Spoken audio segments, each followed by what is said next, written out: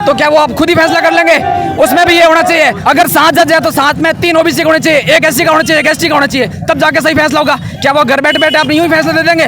जो जातियां नौकरी पेशा में आ गई है, जिनको संविधान का हक मिला और आगे बढ़ गई है, क्या उनके साथ में भेदभाव खत्म? क्या उनके साथ में भेदभाव खत्म हो गया? तो हम ये चाहते हैं, एक मिनट भाई साहब, एक मिनट, हम ये चाहते हैं कि अगर सरकार वर्गीकरण के आधार पर बांटना चाहती है तो पहले जाति की जनगणना कराएं, पूरी जाति जनगणना का डाटा सार्वजनिक होगा, उसके बाद में जिसकी जितनी हिस्सेदारी उसकी उतनी भागीदारी। नंबर फर्स्ट ये बात है। आज इतने साल हो गए हैं बाबा साहब के संविधान को बदलने की बात की जा रही है, आज इतने साल हो गए हैं, आइए अब कैसे जाग गए संविधान बदलो। सर इस वक्त मैं जोधपुर के अंदर मौजूद हूँ, जहाँ पर आज 21 अगस्त है। 21 अगस्त को आज भारत बंद का ऐलान किया गया है, जहाँ पर वाहनें आती हैं, वाहनों को रोका के और खाली करवा रहे हैं भीम आर्मी के लोग और SC/ST के लोग सारे एकत्रित हो चुके हैं। और आप देख सकते हो ये तस्वीर सीधी आपको जोधपुर से बता रहा हूँ, जहाँ पर देख सकते हो गाड़ियों को, जहाँ ऑटो वगैरह है उनको खाली करा रहे हैं, जहाँ पर मिनी बस है उनको भी खाली करा रहे हैं। आप देख सकते हो सीधी तस्वीर आपको जोधपुर से देखने को मिली है, जहाँ पर आज भारत बंद है। सुप्रीम कोर्ट ने 1 अगस्त को फैसला लिया है, SC/ST के आरक्षण से नाराज है SC/ST के लोग, तो आप देख सकते हैं। तो सर क्या नाम है आपका? सब चल रहे हैं। भारत बंद है, आज क्या कहना चाहोगे? हमारा यही कहना है कि हमारा जो हक है वो हम हक मांगते हैं, हम किसी से भीख नहीं मांग रहे हैं। ये जो सरकार कर रही है ये सरकार की तानाशाही है, ये नहीं चलेगी तानाशाही है। जो आज इतने साल हो गए हैं बाबा साहब के संविधान को बदलने की बात की जा रही है, आज इतने साल हो गए हैं, आइए अब कैसे जाग गए संविधान बदलो। इतने सालों में तो इन्होंने कुछ बोला नहीं, अब संविधान के साथ में कोई छेड़छाड़ नहीं होगी, वो हो रहा है वो होगा और अमर ही रहेंगे। अगर सुप्रीम कोर्ट फैसला वापस नहीं ले तो फिर जारी होगा, हमारा प्रदर्शन जारी रहेगा, हमारा धरना प्रदर्शन किया जाएगा। हो सकता है, अभी कुछ भी हो सकता है। अभी जो हम हैं, अभी जो हम हैं, ये हमें एकदम दिया है, ये बताया कि क्रिमिनल और सब क्लासिफिकेशन। तो आरक्षण देने का जो मुख्य आधार ये था समानता लाना, भेदभाव खत्म करना, छुआछूत खत्म करना। हमारे वर्ग से अगर राष्ट्रपति बन के भी अगर राष्ट्रपति भवन में बैठ जाए फिर भी उसके साथ में भेदभाव हो रहा है, तो आप बताओ कहाँ से समानता हुई? रही बात क्रिमिनल की, तो जो जातियां नौकरी पेशा में आ गई है, जिनको संविधान का हक मिला और आगे बढ़ गई है, क्या उनके साथ में भेदभाव खत्म? क्या उनके साथ में भेदभाव खत्म हो गया?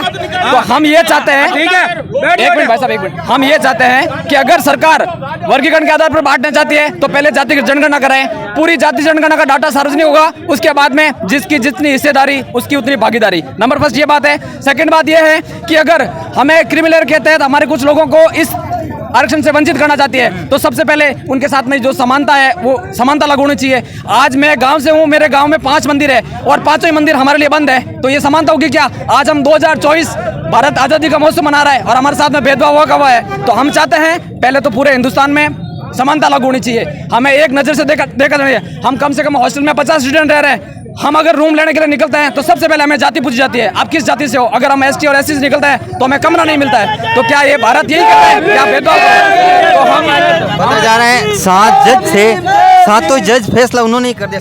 7 जजों ने फैसला किया है, तो वो कॉलेजियम पद से आए हुए हैं, उसमें एक SC कैटेगरी का है और बाकी 6 तो ब्राह्मण है ना, तो क्या वो आप खुद ही फैसला कर लेंगे?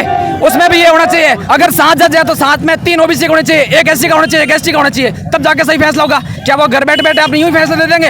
इस प्रकार से तैयार है कि अगर जोधपुर के अंदर जोधपुर में हम जी जान से हम शांतिपूर्ण रूप से हाथ जोड़कर निवेदन कर रहे हैं और भारत बंद के जितने भी व्यापारी संगठन है, रिक्शा ऑटो चालक, सब ने हमारा समर्थन किया है। जाट महासभा, करणी सेना और भी कई संगठन है, सब ने यह कहा कि हम आपके साथ में और भारत बंद करते हैं। और ये इसलिए हमारा समर्थन कर रहे हैं क्योंकि हम शांतिपूर्ण प्रदर्शन कर रहे हैं और हमारे हक की लड़ाई लड़ रहे हैं।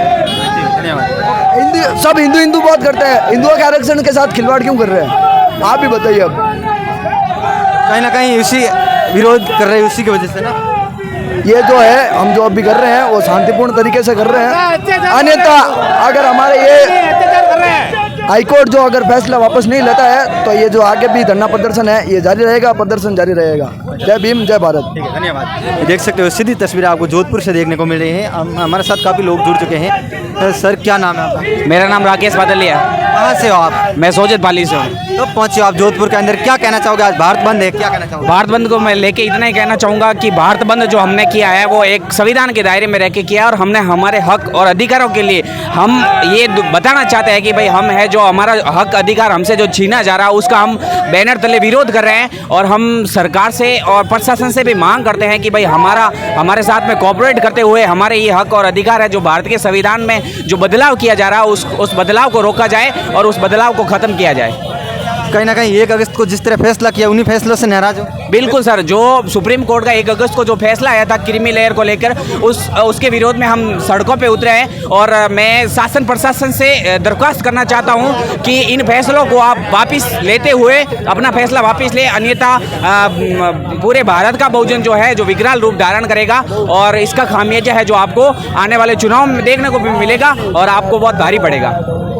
काफ़ी पार्टियां आपके समर्थन दे रही हैं, क्या कहना चाहोगे? जी बिल्कुल, काफ़ी पार्टियां हमारे समर्थन में है और इसलिए समर्थन में है, उनको पता है कि इनका हक अधिकार है जो इनसे छीना गया है, इसलिए वो हमारे साथ में मिलके कंधा से कंधा मिलाकर हमारा सहयोग कर रहे हैं। ये देख सकते हो सीधी जोधपुर से। क्रिमिनल के मामले में ये कहना चाहता हूँ, जो जातियाँ पढ़ नहीं रही है तो उनको क्या हम जबरदस्ती आरक्षण का फायदा दें?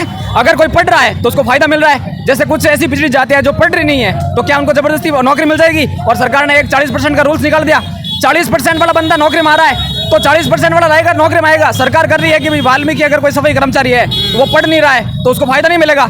और अगड़ी जातियाँ जो आगे बढ़ चुकी है, जो जिनको आरक्षण का फायदा मिला है, उनको तो क्रिमिनल के तहत बाहर कर दिया जा रहा है। और सफाई कर्मचारी जो पिछली जाते हैं उनको ये कह के बुलाया जा रहा है कि आपको नौकरी देंगे, और जब वो 40% ला नहीं पा रहे तो उनको भी निकाल देंगे, और जो आगे बढ़ चुके हैं उनको भी निकाल देंगे। और ये सीधी भर्तियों के तहत जनरल कास्ट के लोगों से भरी जाएंगी। जैसा कि आपने देखा 45 लोगों को सीधा ही ये लेटरल एंट्री के थ्रू डायरेक्ट है ना मुख्य सचिव जैसी पोस्ट दे दी। ये हमारा विरोध था, इसलिए उन्होंने अपना फैसला वापस लिया। तो हम चाहते हैं जैसे वो क्रिमिनल ये लेटरल एंट्री वाला फैसला वापस लिया, वैसे ही हमारा क्रिमिनल और सब क्लासिफिकेशन मामला सुप्रीम कोर्ट में वापस होना चाहिए और सरकार हमारे पक्ष में निर्णय दे।